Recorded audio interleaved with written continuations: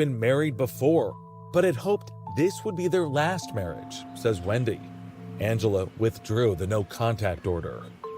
I believe he said everything that needed to be said for her to drop that order. The drinking will stop. He will be home more. Promises he failed to keep, says Wendy. She said, I'm scared of him, especially if he's been drinking. Wendy says Angela was furious when she found a tracking device in her car and 2 hidden cameras in the house. I told her, you need to get a divorce. You need to be done with this, Ange. Chris Prichard seemed to have vanished in the vast wilderness.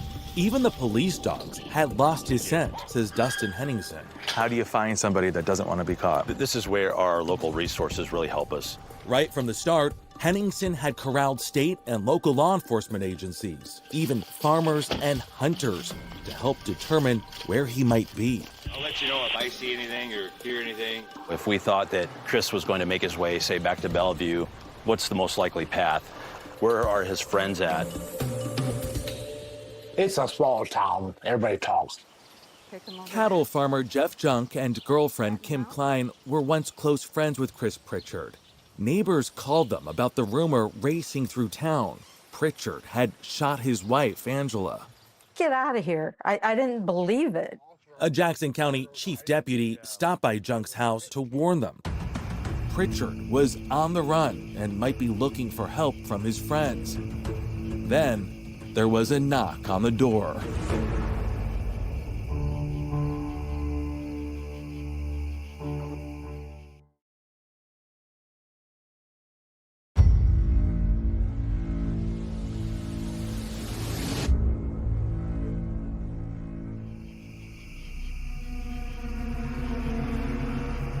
The knock on the front door, the one they'll always remember, came around 8:15 that October night, Kim Klein says.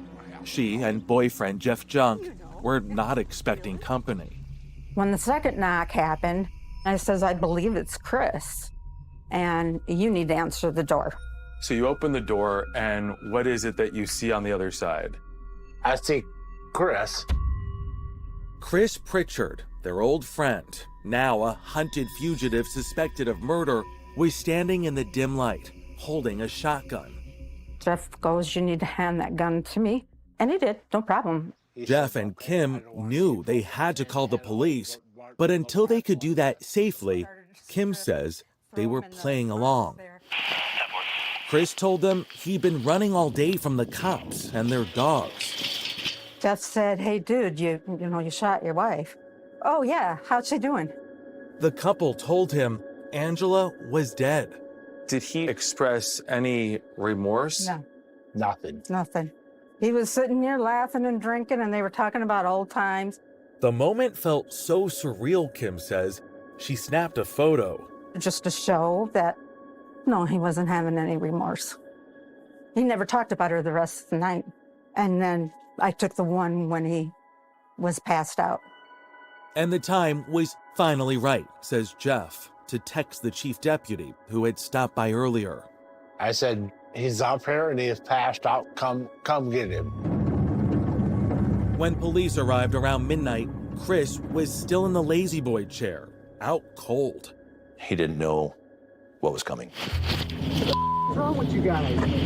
Jesus Christ, I was sleeping. He's verbally belligerent to officers that have arrested him. Looks like he's got a cut to his left thumb. Special Agent Henningsen collected the evidence Chris